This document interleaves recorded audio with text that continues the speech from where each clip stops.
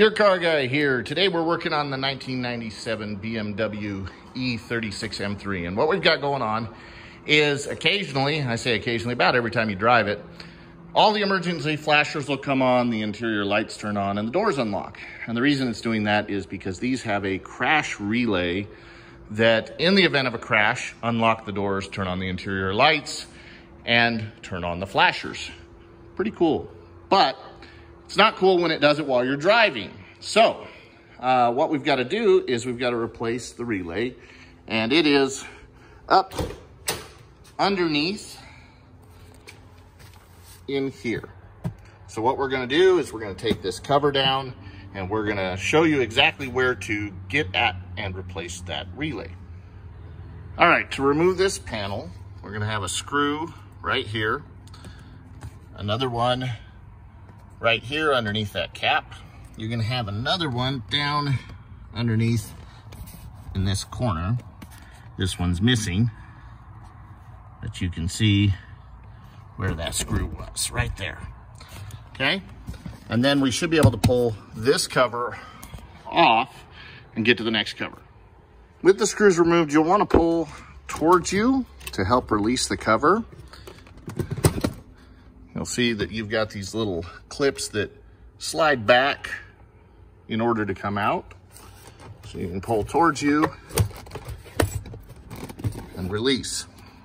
As you pull it down, you can take and unplug these two wires right here just by squeezing the clips that hold them in.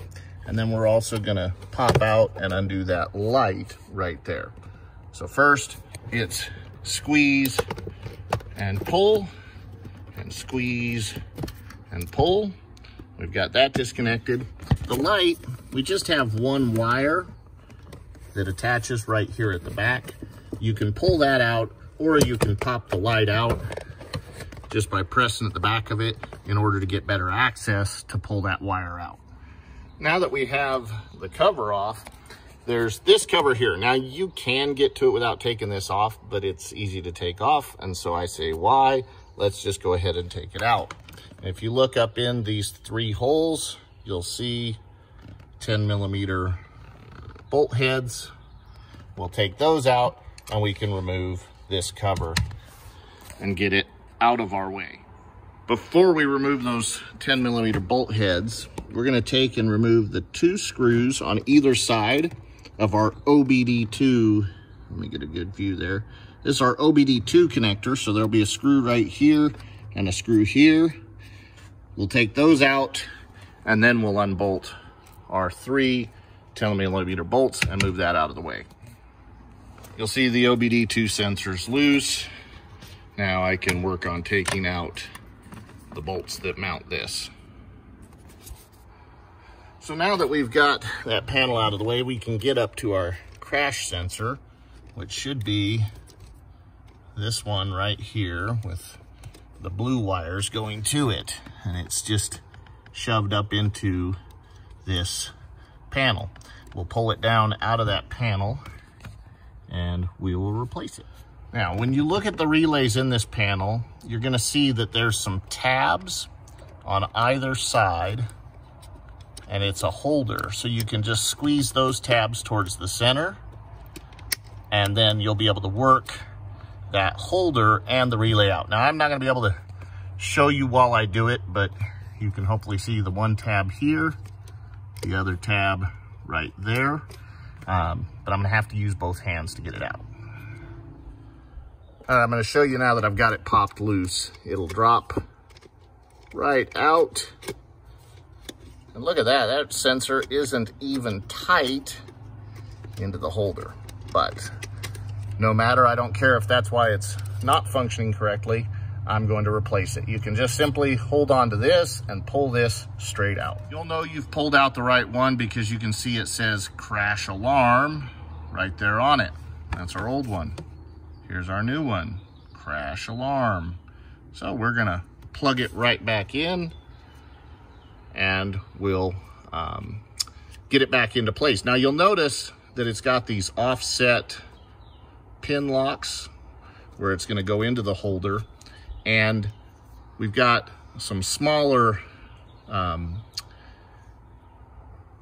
corner pins, but you'll see the way this is, there's only one way you can put it in.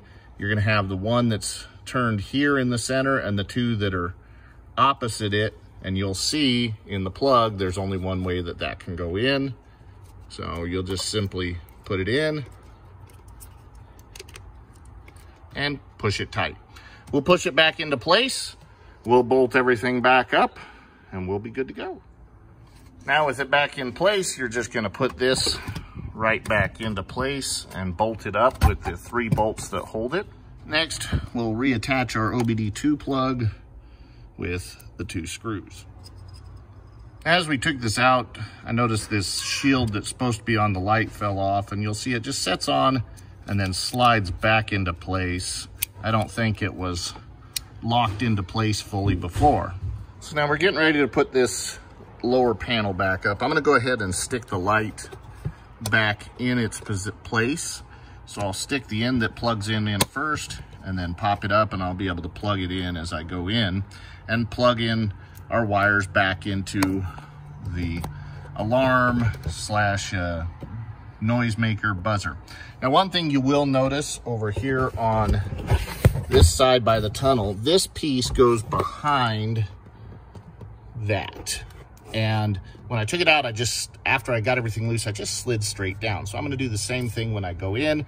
I'll slide this back behind underneath right here as I go up, get it back into place, get these to where I can slide them into their slots and then forward to lock everything in, and then reinstall my screws. All right, that's it. Everything slid back into place, and we've changed our crash alarm relay. Now, hopefully I don't have any more issues with it. I really won't know until I drive this thing for a few days.